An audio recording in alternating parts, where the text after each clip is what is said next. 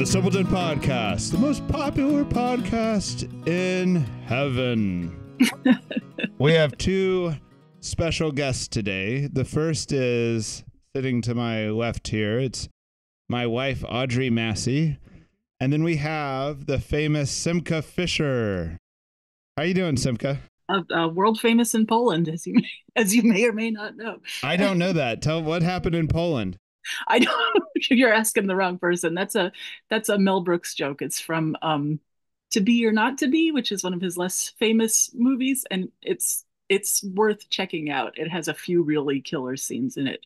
It's he and his wife are Polish entertainers right around it's one of those funny Holocaust movies. So it's anyway, it starts out with them singing Sweet Georgie Brown in Polish and singing and dancing on the stage, and they are world famous in Poland. Well, I knew it was possible you'd created a stir in Poland. That's why I had to ask, but like not in a few generations. Right. So I have a question. Do you think of yourself as a Catholic influencer or as an author or what? There was a short time when I was a Catholic influencer, and I'll tell you, the main thing that I managed to influence people on was this dress that you could get on Amazon for like $25. This sundress comes in like 31 different colors, like pure Chinese lead-soaked material, and it fit. It was nice. It came in different colors. It was breathable, and so many people bought that dress, and I made a small profit on each one. But okay, so yeah, so an influencer. I guess why I asked. Oh, go ahead. Was this around the same time as the Pants Pass? I remember that from your blog. Oh, the pants! The freedom to wear pants. I guess that would count. Actually, the Pants Pass. Probably the stupidest thing I've ever gotten attention for, which is saying a lot. That was back in the day. That was early in the Catholic blogosphere. What was the guy's name who wrote the original anti-pants? I don't remember, but that was one of the things I loved about you. I was like, oh, there's a Pants Pass. There was an actual Catholic influencer, and it was this guy, and he wrote a blog post back when everything was blogs, before there was really social media. And he had written this thing about like 10 reasons why women shouldn't wear pants. And they were all 100% silly. It was like none of it had anything to do with real life or spirituality or anything. So I ended up writing, I don't even remember. I guess it was the Pantsifesto. Does that sound right? Right.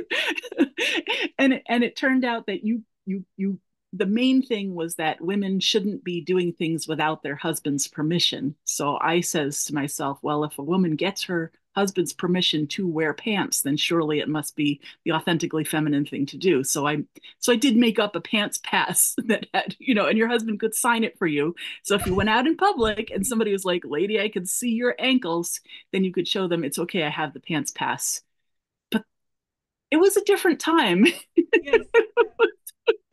Well, the reason why I asked if you were an influencer, I wasn't thinking along the lines of like selling things on Amazon. I was thinking because like one of the main ways I've, come into contact with your stuff over the years is like Facebook posts. Yep. But I know that maybe you're primarily a blogger, but you're also an author, but you've also been on radio, right? So yeah. Because you're in all these different streams, like what do you even think of what's this career path called? Oh boy, has been maybe. There definitely was a time when if you were on Catholic media, you could not get away from me. I was at the World Meeting of Families, not on the same stage as the Pope, but I was in the same city as the Pope. And yeah, I had my book on natural family planning was a bestseller for a while, and I honestly that 10 years old and this thing is still bringing me in some passive income. So, and I was blogging here and there. I had a podcast with my husband for a while, and I was on various radio shows, and I got myself into a little bit of a pickle because my brand, if you will, was authenticity. And when you turn authenticity in a brand, then it's not really all that authentic anymore, is it? So luckily it's one of those things that sort of burns itself out naturally, and nobody cares what I have to say anymore. So it took care of itself. Well, there was quite a reaction when we said we were going to have you on. So I think a lot of people are still caring. Oh, well, I'll try and come up with something then. Well, I know so many like super opinionated Catholics that wish they had a way to get their ideas out there. And you're one of the people who actually did, you know, and you also have a different set of ideas than most of the super opinionated Catholics I know. That's true. But how did it start? Like, were you, I mean, was it just the blog, or like, how did you get going? Well, I mean, the advice that I always give to people when they ask, you know, how did you get going? How can I do what you do? You know, God forbid. I was, the very first blog post I ever wrote was about my toddler daughter eating spaghetti out of the garbage. And that was the very first thing I wrote. So that kind of set the tone. So you might want to think about setting the tone first. And I wrote because, let's see, she was my sixth child. And my oldest was, I don't know, like 10 years old or something at the time. So I had a bunch of little kids in the house. My husband was working late, and I needed to talk to an adult, even if it was only on the other end of a computer. So I just started writing, you know, and I wrote on my own. I had one of those like was it Blogspot or Blogger or something like that, you know, one of those little free sites. And I just wrote because I really needed to do something that wasn't mopping up juice and wiping dirty bottoms. Really, really needed to do it.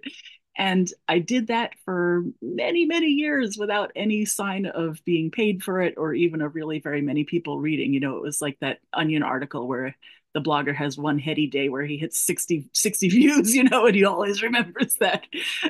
But it was actually, they were two very influential actual what do you call them, influencers, Catholic influencers. Jen Fulwiler, who was just a very generous person and somehow read my blog and liked it and wrote supportive comments.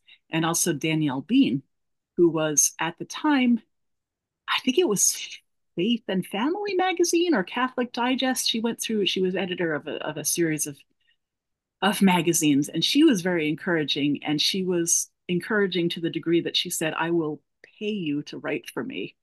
And I was like, really? Are you serious?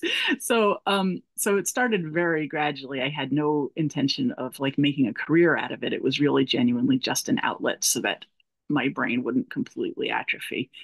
And I was very lucky. You know, I think because I wasn't expecting to have an actual audience or try and you know, please anybody or conform to anybody's expectations or fulfill an assignment, I got in the habit of saying exactly what I thought.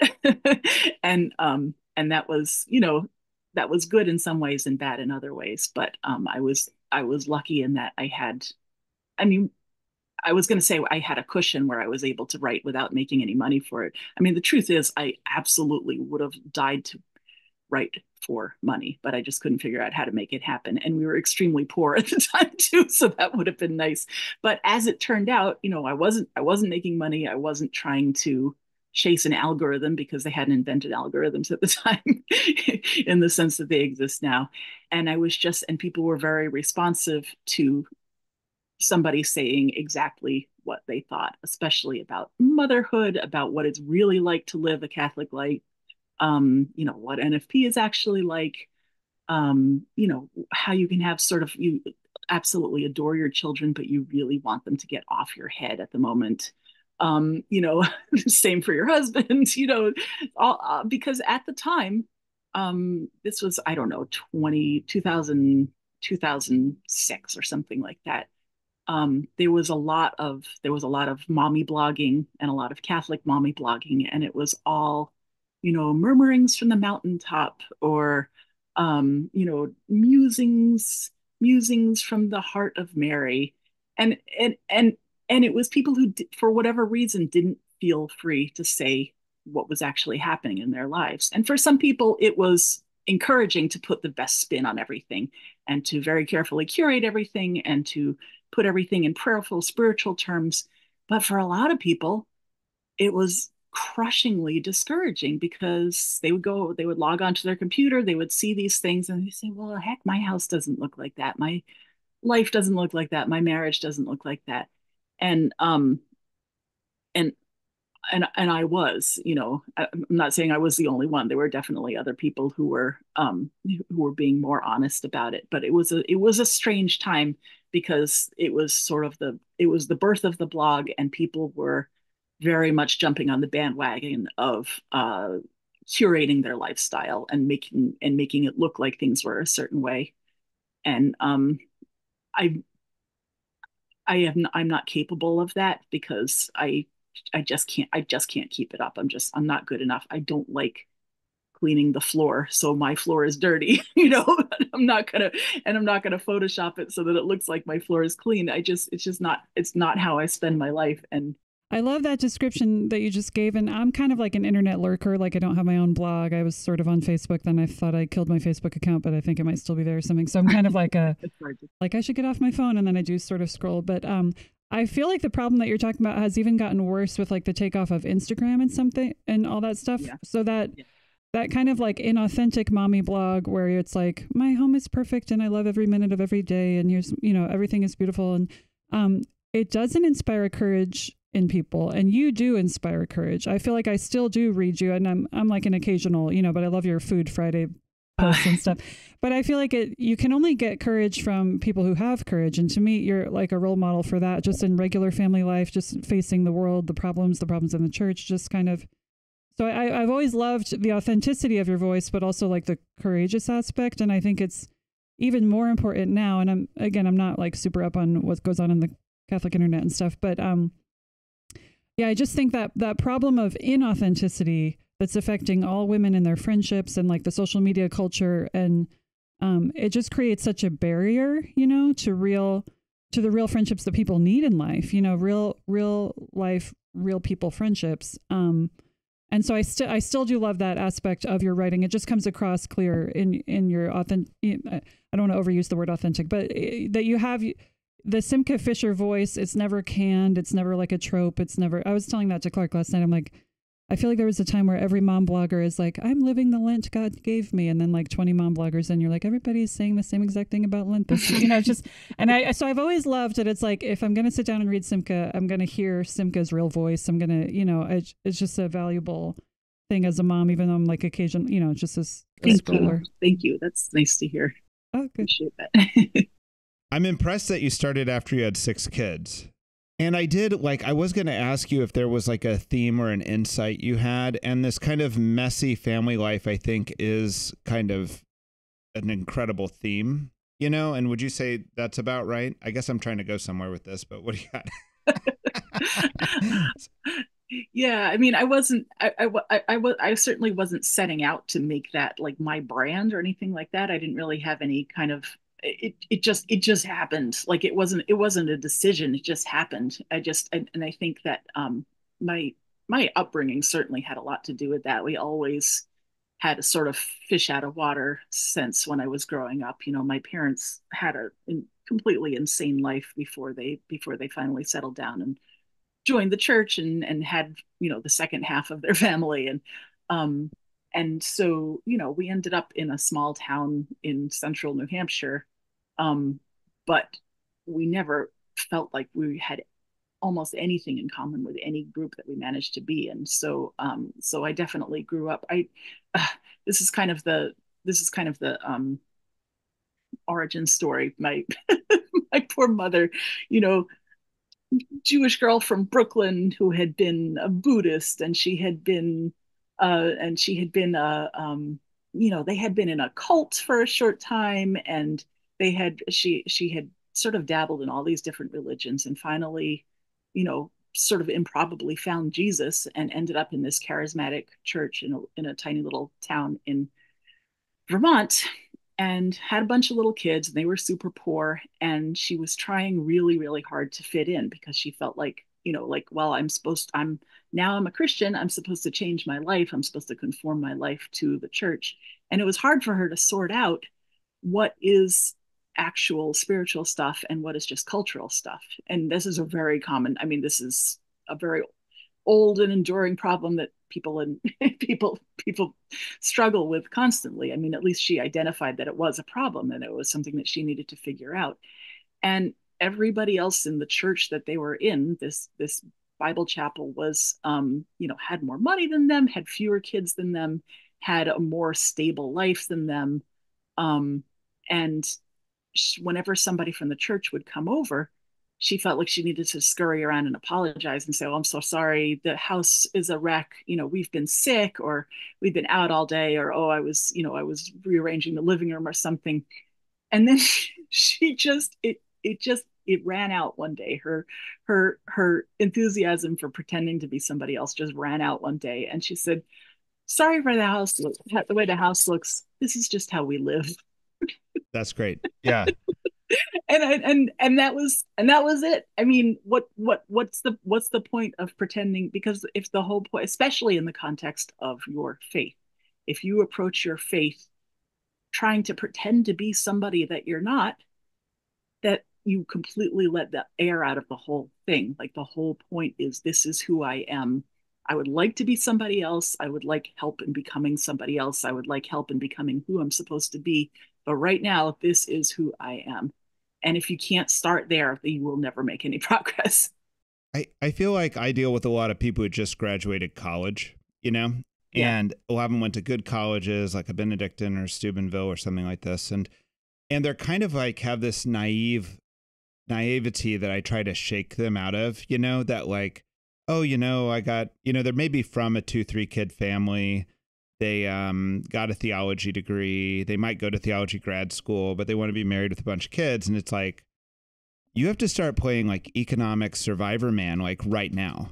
Right. Do you know what I mean? And you got to get your head right about this, because you're now in the like alarm stage or something like this, or you need to like get some urgency here, And I feel like sometimes I think this is the same problem that we're talking about, just in a different generation. They're just kind of assuming that it will look like the Instagram account when they're 35. Right. And that's just not reality, but reality is also awesome. Right. I mean, I mean, you think when you're young that it's going to be a matter of disciplining yourself, and it's going to be a matter of doing the things that you're supposed to do, and things are going to fall into place. And then gradually you learn that there's a lot of factors that are beyond your control, and you have to adapt to them. And then you get a little older and you realize, I have no idea what's going to happen, and there's nothing I can do about it. And you just have to sort of melt into that and just sort of like be, like the whole radical acceptance thing. Because like I'm 49 years old, and I don't know what the next year is going to look like. I basically know what the next couple of days are going to look like, but so many things have happened, for better or for worse, that I would never have anticipated, could never imagine being okay with. But I mean, sometimes I try and think, like, what did I expect my life to look like at this state in my life, when, I've got 10 kids, 4 of them are out of the house. My youngest child is 9. I don't think I really ever thought about it, because I was so caught up in trying to keep my head above water, to be honest with you, that I never really thought about what my life was going to look like. So I don't have that handicap that a lot of people have, where they see the commercials on TV where it's, if you invest with this investment house, this is going to be your golden years. You're going to be relaxing in a bathtub, and there's going to be a sunset and mimosas or something like that. Oh, I guess mimosas is more of a morning drink. Well, whatever.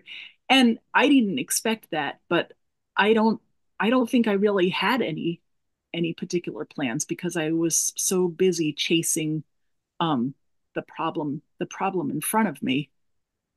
And now that I'm older and I don't have a constant crisis ahead of me, and frankly, now that my mental health is better, I'm not dealing with chronic anxiety, and I'm not dealing with a lot of the things that I really wish I had been able to take care of better when I had little kids, because then I would have been a better mother. But better late than never. And I guess it's a strange thing, because as you get older, I guess what I'm trying to say is that as you get older, the irony is that you get better self-control, better self-discipline, better self-awareness, better self-knowledge.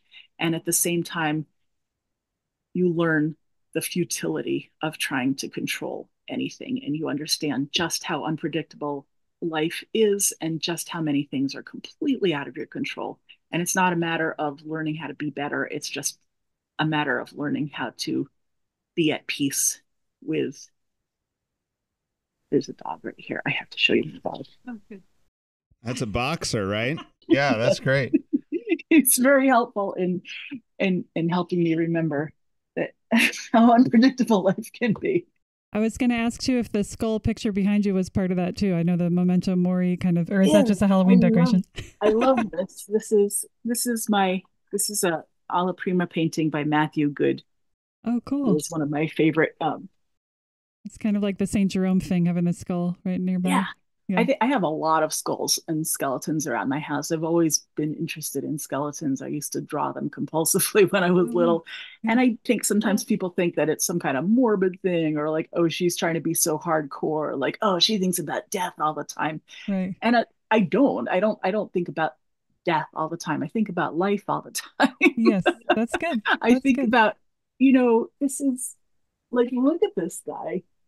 This isn't somebody who's passed by. This is somebody who's still here. Like, it took a lot to form these bones and to form this shape and to get those lights and darks in there. And it's the way that human beings perdure even as their appearance changes. I guess that's what it is. Like, we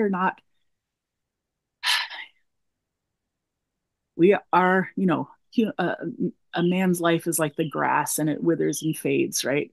Yeah. And that's true. But also, like, once a human being is here, they're here. They're important. They are irreplaceable. They are unrepeatable. Right. I guess in a strange way, that's what all the skulls and things mean to me.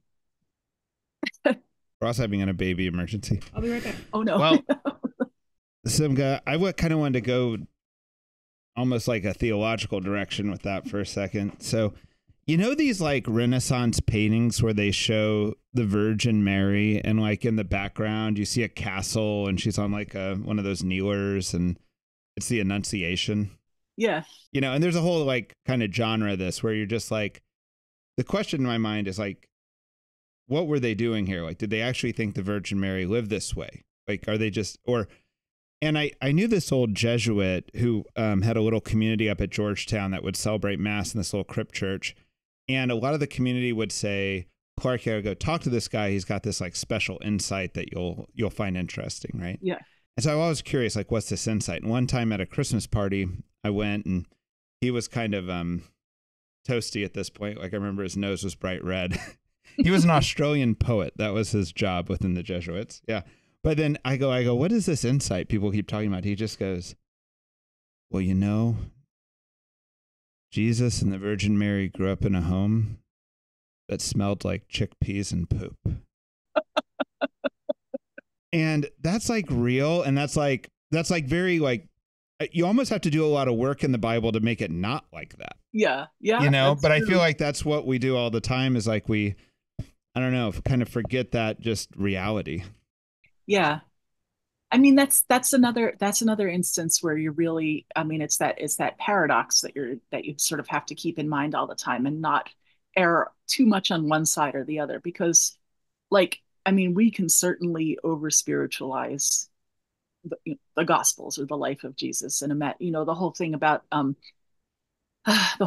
when Mary gave birth, the baby passed through her like a shaft of light through a pane of glass. I'm like, well, maybe. I don't know. I don't know what happened. Something strange happened. I know that. But there are certainly people who get so bent out of shape when you imply that Jesus and Mary and the saints were real human beings, and that why would you ever say such a thing? This is so why would you impart such indignity to them? And and you want to remember that they were real people. They had emotions, they had some sort of psychological state. Jesus had a particular personality which was different from somebody else's personality. You know, that's something I think about a lot. But also at the same time, just as in any other human endeavor, you can overcorrect and go too far in the opposite direction. And that's something that I also see in a lot of quarters where people I mean, you know, it does become heresy at a certain point, because people talk about like, oh, Jesus meeting the which woman is it that he meets, and he basically calls her a dog, and she says, well, even the dogs get to eat the scraps from the table. And some people have interpreted that as, well, Jesus was racist, and then he realized his mistake and stopped being racist. Like, okay, that's not true. that didn't happen. or people becoming so very familiar, trying to bring Jesus down to earth so much that they make him overly familiar. And you know, the whole Jesus is my boyfriend thing, or Jesus is my body pillow, or you know, just showing him as you know, basically another wise man that you could hang around with. And I think, oh, gosh, this is going to sound kind of glib, but this is another reason why we have the cross being such a central image in our spirituality, because it has the horizontal and it has the vertical, and right where the two of them meet is Jesus's actual body. And that means that you can't forget the horizontal, meaning the immanence of God, you know, his dwelling here on earth, his actual physical and existential existence here on earth when he was walking around as a man in the world, and to this day right now. And also his transcendence, the fact that he is spirit. He is not only the source of goodness, truth, and beauty, but he actually is goodness, truth, and beauty. And he's not the source of life, but he is life. And how radically and dramatically that breaks through everything familiar that we know in the world. And that's why we have the vertical and we have the horizontal, and right there. And if we're forgetting one or the other of the things, then that's not our faith. That's not Christianity. Specifically, it's not Catholicism, because a lot of Protestant churches will have an empty cross, but Catholics insist on having the corpus there. And I'm looking at my cross right now. It's on the piano, and it's a strange thing, because we become so familiar with it. We look at this, scrawny hanging dead body all the time, and we let our kids look at it, and we hang around with it, and we let them touch it and everything, and we become very familiar with it, which is the thing to do. That's why he gave it to us. That's why he was crucified up on a hill, so that everybody could see him. But at the same time, it is our obligation to remind ourselves of how strange and like they say, the scandal of the cross. I mean, that's why it's a scandal, because it's weird. It's both familiar and weird at the same time. I completely forget what your question was 10 minutes ago when I started talking. I didn't have one. Yeah. Most of the people I know who are familiar with your work are kind of like of a certain conservative Catholic like ilk, right? And one of them said something good. He said, she's like a member of the group who's positioned herself as oppositional to it in some way. Meaning like you're kind of like everyone's accepting you as a member of this like faithful Catholic group, but you're also pushing them all on whatever the air is. Can I add a different spin on that question? Yeah. What I think is, so I'm 41. I noticed some people my age falling into this trap of like the good guys versus the bad guys, which is like a childish idea of virtue, right? Like they kind of essentially want to be in the good guy parish doing the good guy things at their there's this like virtue signaling that's also faith signaling. And there's like a desire for, I think, comfort and security and being part of like the right group or whatever. Right. And I feel like you have an ability to like speak more towards what John Paul II tells us, which is like the line of good and bad runs through the human heart. Like everybody, like, so I think sometimes you've exposed like, bad things that have happened in circles where everybody thinks is like, well, all the virtuous people go here, or this is the best school, or this is the best whatever. So am I messing up your question? I feel like it's not conservative versus liberal. It's like the childishness of wanting there to just be good guys and bad guys, and being able to speak to the more fullness of reality, that there's always a mess. There's always a mix of it, and all of us are in that mix. Yeah. That is something that glad you say that, because that is something that I have done consciously. And I've had the dubious good luck of having written for a number of audiences. I mean, I was writing for the National Catholic Register for 6 years, I think. And, they definitely lean right. They definitely lean conservative. I think probably more so since I left there. And now I write for more liberal. I tend to write for more liberal. Well, I write for America Magazine, which is actually not that liberal if you read it. But it certainly has a certain reputation. And when and it was very illuminating for me when I switched from one to the other, because the comments were just as mean.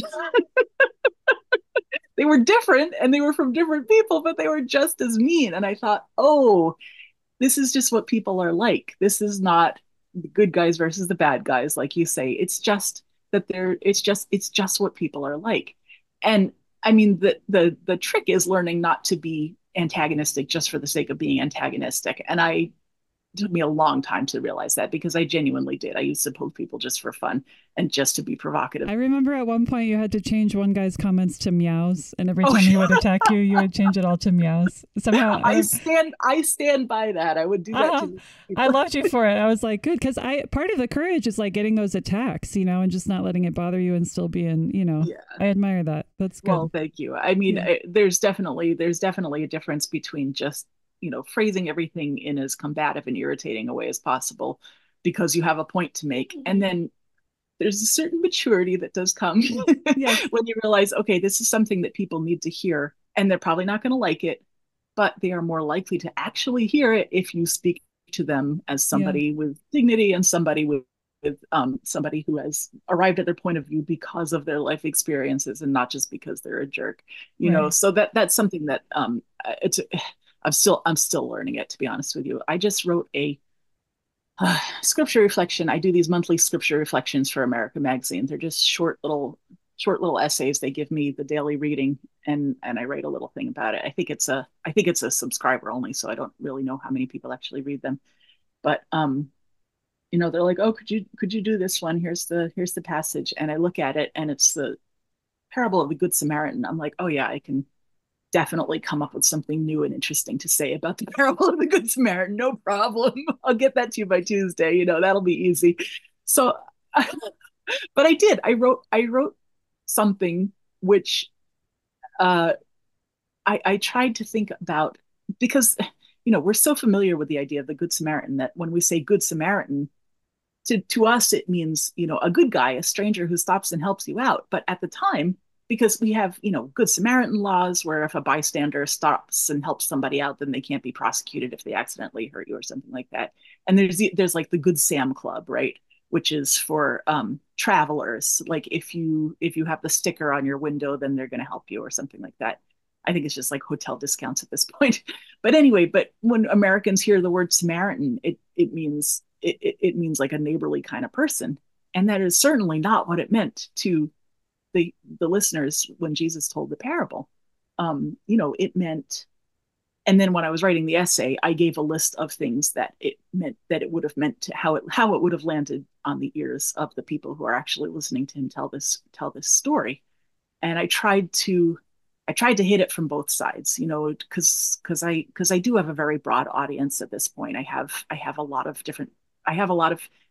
former Catholics who read me, to be honest with you, and they say, like, I am the last Catholic that they still read because because I try not to toe the party line unless it's absolutely necessary, But the point being that, well, like you were saying before, it's the easy, cowardly, childish way out to say that there's very clear good guys and very clear bad guys. There's truth and there's falsity, and there's good and evil and there's righteous and unrighteous, but it's almost never, people are very rarely completely in one camp or the other. And most of the, yeah, go ahead. You look like you have something to say. Related to this, though, it's like I've seen you go after, like, I've had in my own life a need to like call out, say, the Legionnaires. Oh, yes. You know, of Christ, right? They are actually bad, though. I know. That's where I'm kind of going with this. Yeah. And like in nonprofit world where Simple House exists, right? There's a lot of like, oh, I'm sure they mean well, or they're so great, but no one actually like pulls back the curtain and says, okay, most of their money goes to fundraising, or, you know, and when you're doing a nonprofit poorly, you're kind of robbing the poor. Yeah, sure. You know, like you're enriching yourself and robbing the poor. And there's like, it needs called out, but like no one's willing to, people want the bad ones to fade away, but no one wants to call them out, you know? And I'm not here trying to like, I don't like the disingenuousness of acting like everything's okay when it's not, you know? And I've noticed both you calling out the Legionnaires and also the work of your husband, Damien, sometimes doing these pieces where it's like, look, here's a little bit of investigative journalism against a group that's kind of out there, you know, but they have a scandal and they're actually going to be either better because we expose this scandal, or we're going to get rid of this group because they are doing the fruit of this tree is not good. Right. I also think it's important because I think we're close enough in age between the three of us that the scandal of the early 2000s, like seeing so many people and how much damage that just enormous damage that caused to the church. And I think that the willingness to kind of, I think that the desire to be like, this parish, you know, everything's perfect here, or this school is where they make your children saints, or this kind of like fake group virtue desire or something, that can create the type of environment where unhealthy things happen and where the scandals where scandals happen when everybody they want it so badly for the whole group to be, you know, in perfect virtue. Sure. That's when like the desire to cover over problems comes from, when there's just this desire. So I feel like I'm glad to hear that you're a writer that these people are reading who are half out of the church or out of the church or something. That means it's still important, you know, just because that should be, you know, and I like what you described about growing up, because my family was like that too, where we're like, we're all about authenticity because we never fit in anyway, you know? So, but I think that voice of like, let me put some things out of the darkness into light, even if it makes this group look bad or something, is an important part of protecting against future scandals. Like, you know, I mean, I think there's got to be prudential decisions in what you say or how you say or who you say it to or whatever, like with certain things. But I think it's important for the church to have that like fresh air coming through, you know, to not protect the fake image. I don't know. I gotta say, there are a number of people and a number of groups who see it as their mission to call out wrongdoing in the church and to sort of, you know, sniff out the corruption inside our own walls. And what sometimes happens, regrettably, is that they start out just doing exactly what they say. They love the church. They want it to be pure. And we feel like we're uniquely positioned to call out the corruption in our, you know, like I said, within our own walls. And the only way, and they do so, and they do it, you know, honorably and justly and fairly and everything. And then it becomes gradually their whole entire personality. And what I would say to people who find themselves feel like that maybe they're called to do this, to call people out and to call institutions out and to shine the light on injustice, is to have a prayer life which supports that work. Because if you do not have a prayer life which supports that work, it's going to destroy you one way or the other, and you may not realize that it's happening. It just might turn you into an extremely angry, bitter, cramped, constantly complaining person. And when you are that kind of person, you are no longer an effective voice for virtue, because people don't want to listen to that, and that's fair. So I personally have had to back away from that somewhat. I still do it when I feel like it's important, when I feel like it's an especially meaningful or an especially apt thing that's kind of been put right in front of me. the Holy Spirit, presumably. But for a while I was really like, I'm going to be the investigative journalist. I'm going to be the one who shines the light on things. And I'm not holy enough to do that, to be honest with you. Some people are, I am not working on it. But I think people don't realize what an actual extraordinary person you have to be to do that work consistently and not let it wither you on the inside. And that's why you have, a couple of years ago, the L'Arche community, I don't know if I'm pronouncing that correctly, it was such a beacon and such a beautiful witness for the faith. And then, if I'm recalling, I don't have the facts in front of me, but as I recall, it turns out that the guy was, he had a double life, like so many people have a double life, and you wonder, how does this happen? And it happens because people start thinking of themselves as the savior. And they don't realize that's what they're doing. They think, oh, well, I'm a servant in the field. I'm doing the Lord's work here. But if you don't spend your time looking at Jesus and just looking at Jesus and letting him look at you and consistently doing that, then eventually you're going to start elevating yourself more and more and more. And when you're up on that high pedestal, what happens to people? They start taking things that don't belong to them. And this often takes the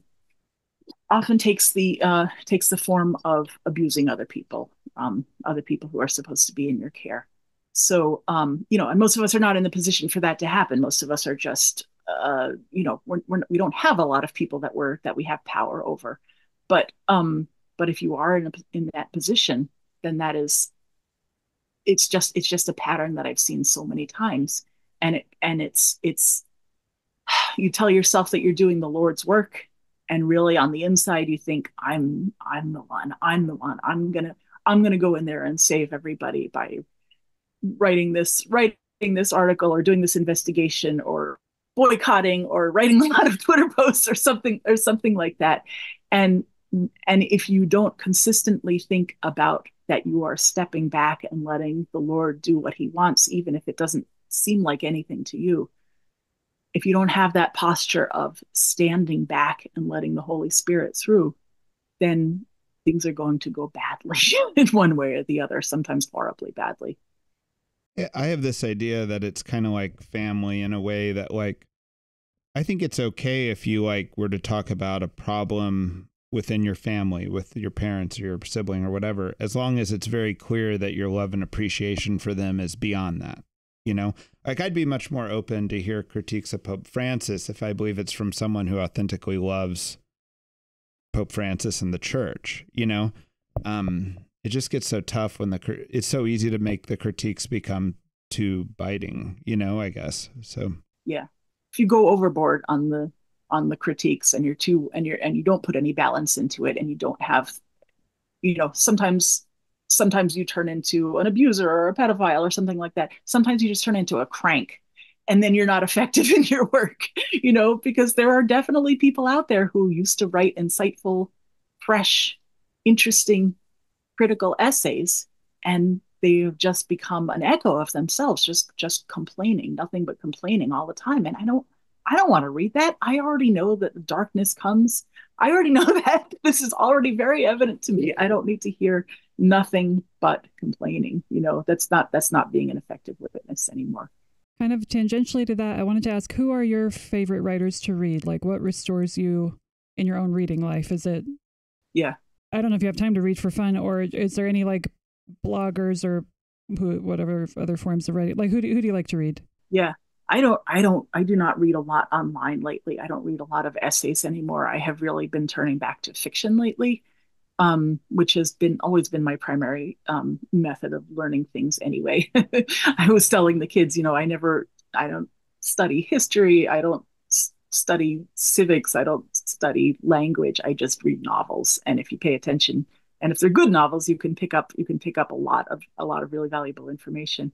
I read a completely extraordinary novel, just finished a short time ago. It's called Laurus, Laurus, and it's by a Russian, Eugene. I don't remember what his last name is. Very Russian last name. And it's a novel I've never read anything like it before. It's about a monk sort of who is trying to lead a holy life and falls into or allows himself to fall into an extremely dark place and spends the rest of his life making up for it and doing penance for it and trying to make up for it. I guess that's kind of a chimpy way of explaining the plot.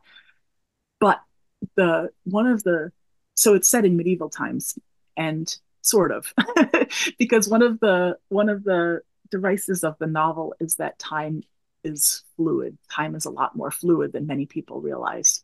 And it sort of shifts back and forth between different eras in a way that it sounds really obnoxious. It sounds really precious and obnoxious, but the novelist is brilliant. And the way he slides different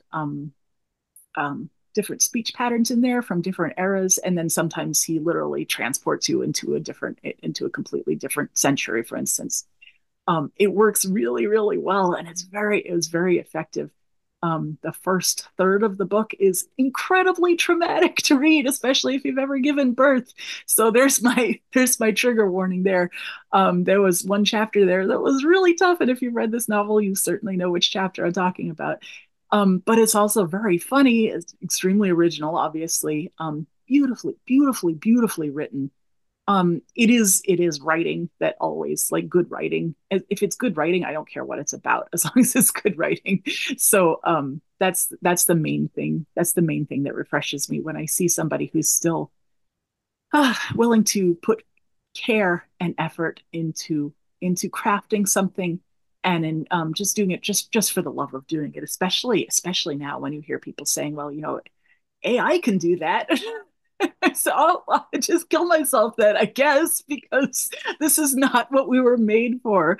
We weren't made to simply produce things in the most efficient way possible. It's like the guy who had a magic string, and anytime there was some kind of pain or discomfort in his life, he could just tug on the string and you could fast forward through the difficult parts. And at first he did it only when there was something like he was in some kind of excruciating pain and waiting for the doctor. So he'd pull the string a little bit, fast forward to the part where they, set his broken bone or whatever. And then he grows up, he gets married, he has a wife, she's in childbirth, he pulls the string, he gets her through the worst of it. And what do you know? They have a 3-month-old baby and they're all enjoying themselves. And as he gets older, he pulls the string more and more often, and there's more and more of his life that is difficult and painful, and he wants to skip over, so he does. And then he's dead because he skipped his whole life. And it was very efficient. It was a very efficient way to get through life, because nobody wants to suffer, nobody wants to struggle, nobody wants to be in confusion or feel helpless. But that's how you spend your life. How you spend your days is how you spend your life. And I think that people who look to AI to make art, to make literature, to have human connection, people are now, this is my new girlfriend, or this is my new companion, that's worse. It's worse than being dead, because it's being alive and choosing not to live your life. And when we substitute non-human things that are properly in the realm of being human, which is creativity. This is the greatest thing that a human being can do, is to be creative, because it echoes what God does and what God is.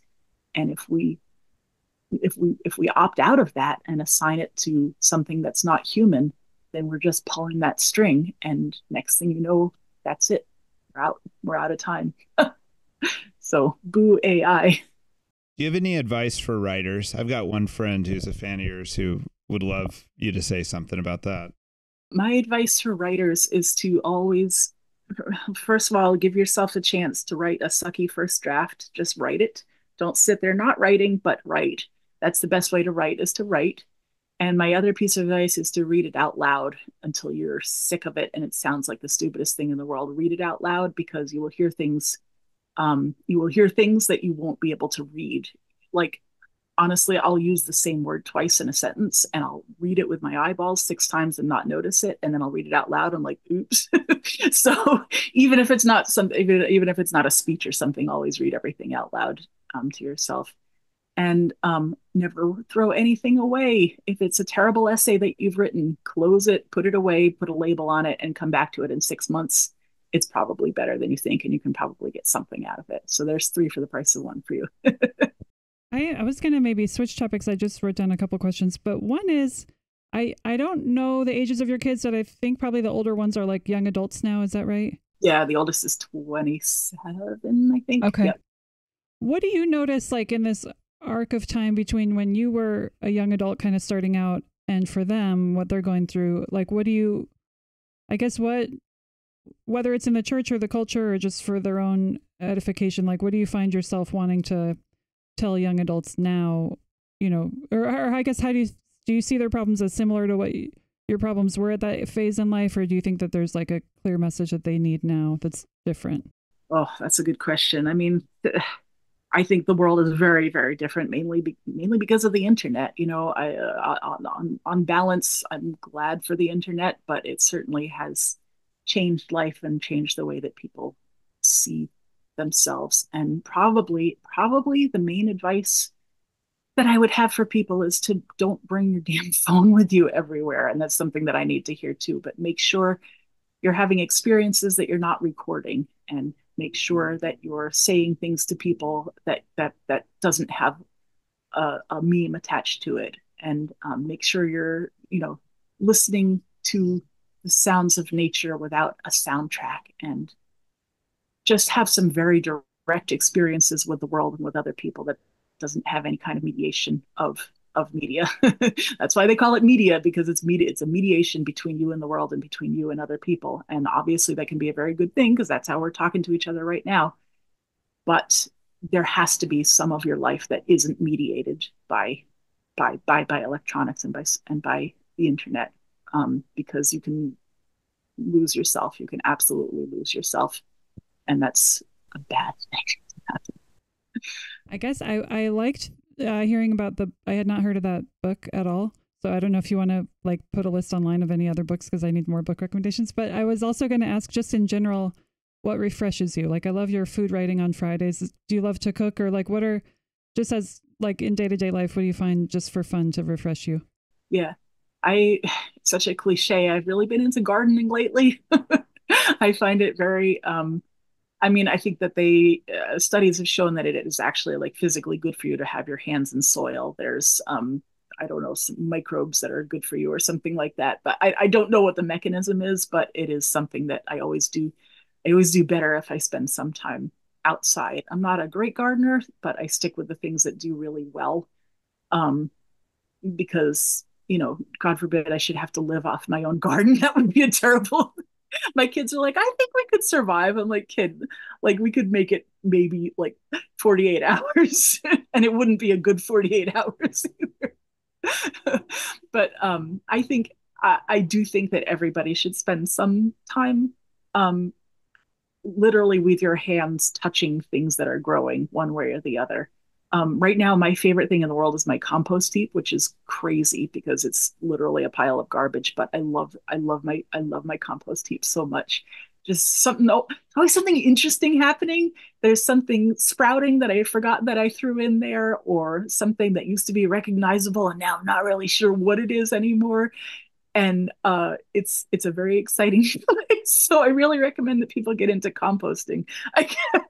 And I don't do it right. I just chuck stuff in there and swizzle it up every once in a while. I don't do the layering or the watering or the, you know, I don't have a thermometer or anything like that. I just have a big pile, and it's very, very gratifying.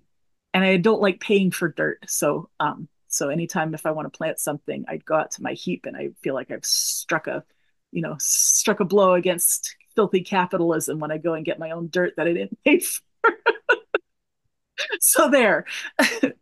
Well, Simcha, anything else you want to announce or say is going on with you right now? Oh boy, do I want to announce anything? I'm 49 years old. I have no more announcements in me. That's good. Well, I wanted to say that my wife often mentions, Audrey here often mentions your what I cooked for dinner stuff. Yeah. And the thing I like is every year before Christmas, I look up your Christmas gift suggestions. Oh, yes. Do you still do that? I do. I'll tell you, one of the things is that, and I usually put the list out in late November, because that is when people start. And I try and list the things that we actually got for our children and that they actually enjoyed one way or the other. So it's not. Oh, I love that. Yeah. It's not like, top 10 things that are at Target right now, because nobody, you don't want that. I feel like if any Christmas gift is still around 6 months later and receiving any attention, it's like a huge success. Like that's how I measure success. Yeah, that's how you can tell if it's still doing the thing and you can't, and it hasn't been shoved under a bed. Yeah. My kids are older now and buying each other, they've got jobs and bank accounts and they're buying each other presents. So that's some hope for mothers of big families, because once your kids start buying each other presents, there's not so much pressure to get the amazing present, because you're like, oh, thanks for the thing, but then your sister gets you something that you really want, and it's like, okay, phew, that they saved Christmas and it's not all on me. So another little secret surprise to look forward to when you have older children. Well, that's great. Well, Simcha, thank you for being on our podcast. It was a pleasure. Thank you so much. And thank you for shouting out Simple House every once in a while over the years. Yeah, I'm a big fan. I love what you do. Keep it up. Right. Yeah, wonderful to meet you. Thank you. Same to you. And give your baby a little kiss from me, if you will. Hi. Hello. Well, God bless, and I hope our paths cross. Thank you. Oh, Sonny wants to say goodbye too. Oh, bye-bye. Okay. Thank you so much. Thanks. Take care.